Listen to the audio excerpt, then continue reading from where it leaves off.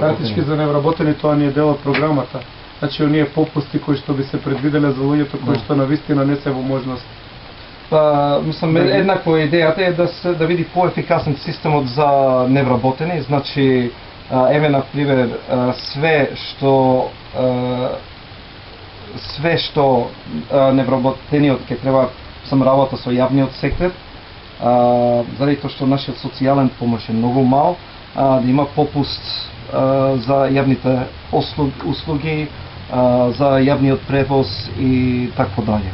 Значи, ова е на некој индиректен начин да се појачи помошот за невработени додека најдат работа.